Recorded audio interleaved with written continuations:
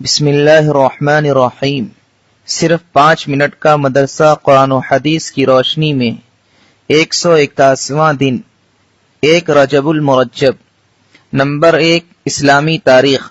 حضرت ابو بکر صدیق رضی اللہ تعالی عنہ۔ حضرت ابو بکر صدیق رضی اللہ تعالی عنہ قریش کے خاندان میں پیدا ہوئے۔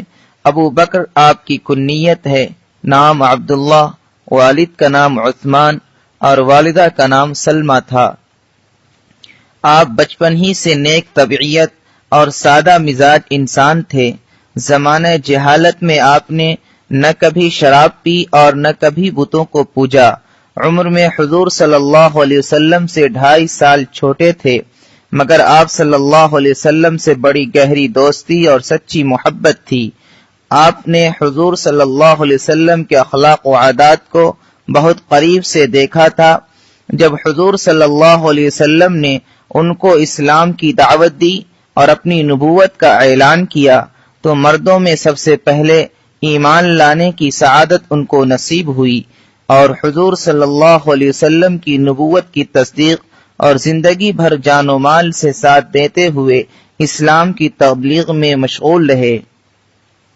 مکہ کی 13 سالہ زندگی میں مشرکوں کی طرف سے پہنچائی جانے والی ہر قسم کی تکلیف کو برداشت کرتے رہے۔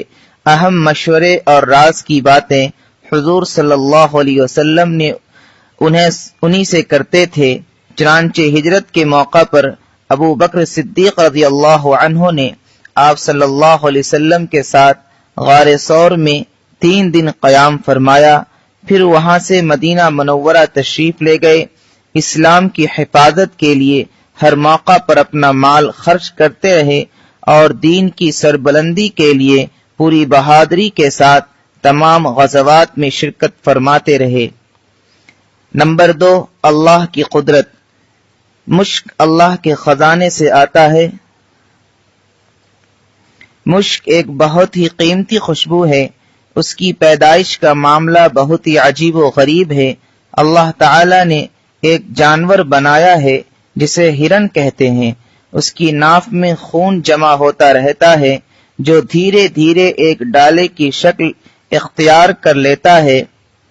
اسی خون کے ڈلے میں اللہ تعالی ایسی خوشبو پیدا کر دیتا ہے جس کو ہم مشک کہتے ہیں۔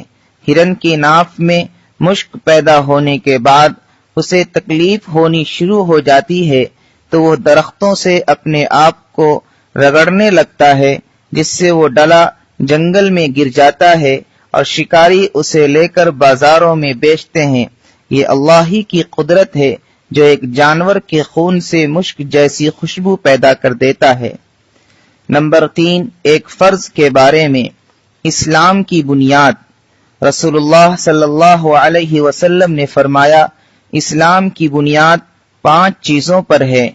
نمبر 1 اس بات کی گواہی دینا کہ اللہ کے علاوہ کوئی معبود نہیں اور محمد صلی اللہ علیہ وسلم اللہ کے رسول ہیں۔ نمبر 2 نماز ادا کرنا۔ نمبر 3 زکوٰۃ دینا۔ نمبر 4 حج کرنا۔ نمبر 5 رمضان کے روزے رکھنا۔ نمبر 4 ایک سنت کے بارے میں۔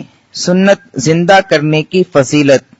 رسول اللہ صلی اللہ علیہ وسلم نے فرمایا، جس نے میری کسی ایسی سنت کو زندہ کیا جو میرے بعد مٹ چکی تھی یعنی ختم ہو چکی تھی تو اس کو اتنا ہی ثواب ملے گا جتنا کہ اس سنت پر عمل کرنے والوں کو ملے گا، اور ان عمل کرنے والے لوگوں کے ثواب میں سے کوئی کمی نہیں ہوگی۔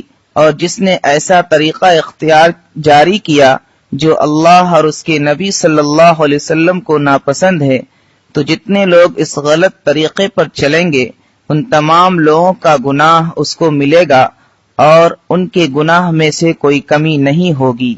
نمبر 5 ایک اہم عمل کی فضیلت۔ نماز اشراق پڑھنا۔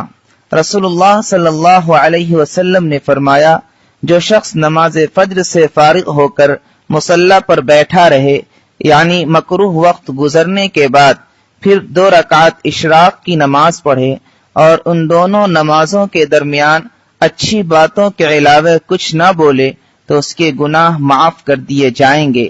اگرچہ سمندر کے جھاگ سے زیادہ ہی کیوں نہ ہو۔ نمبر 6، ایک گناہ کے بارے میں سود کھانے اور کھلانے پر لعنت۔ رسول اللہ صلی اللہ علیہ وسلم نے سود کھانے والے، کھلانے والے، اس کے لکھنے والے اور اس کی گواہی دینے والے پر لعنت فرمائی اور فرمایا کہ گناہ میں سب برابر ہیں۔ نمبر 7، دنیا کے بارے میں دنیا دار کا گھر اور مال۔ رسول اللہ صلی اللہ علیہ وسلم نے فرمایا، دنیا اس شخص کا گھر ہے جس کا یعنی آخرت میں کوئی گھر نہیں، اور دنیا اس شخص کا مال ہے جس کا آخرت میں کوئی مال نہیں، اور دنیا کے لیے وہ شخص مال جمع کرتا ہے جو ناسمجھ ہے۔ نمبر 8، آخرت کے بارے میں جنت کے زیورات۔ قرآن میں اللہ تعالیٰ فرماتا ہے، جو لوگ ایمان لائے اور نیک اعمال کیے، اللہ تعالیٰ ان کو جنت کے ایسے باغوں میں داخل کریں گے جن کے نیچے نہریں جاری ہوں گی، اور ان باغوں میں ان کو سونے سے بنے ہوئے کنگن اور موتی کے ہار پہنائے جائیں گے، اور ان کا لباس خالص ریشم کا ہوگا۔ نمبر 9، طب نبوی سے علاج۔ علاج تقدیر کے خلاف نہیں۔ حضرت ابو خزامہ رضی اللہ عنہ بیان کرتے ہیں کہ ایک شخص نے رسول اللہ صلی اللہ علیہ وسلم سے عرض کیا، اے اللہ کے رسول، ہم لوگ جو جھاڑ پھونک اور دواؤں کا استعمال کرتے ہیں اور پرہیز کرتے ہیں تو اس سے تقدیر الہی کی مخالفت نہیں ہوتی؟ رسول اللہ صلی اللہ علیہ وسلم نے فرمایا، یہ بھی تقدیر الہی ہے۔ فائدہ، جس طرح مرض اللہ کی طرف سے ہوتا ہے، اسی طرح مرض سے بچنے کی تدبیریں بھی اللہ ہی کی طرف سے وارد ہوئی ہیں، لہذا ان تدبیروں کو اختیار کرنا تقدیر کے خلاف نہیں ہے۔ نمبر 10، قرآن کی نصیحت۔ قرآن میں اللہ تعالیٰ فرماتا ہے، اے انسانوں، تمہارے پاس تمہارے رب کی طرف سے ایک ایسا قرآن آ چکا ہے جو برے کاموں سے رکنے کے لیے نصیحت ہے اور دلوں کی بیماریوں کے لیے شفا ہے اور ایمان والوں کے لیے ہدایت و رحمت ہے۔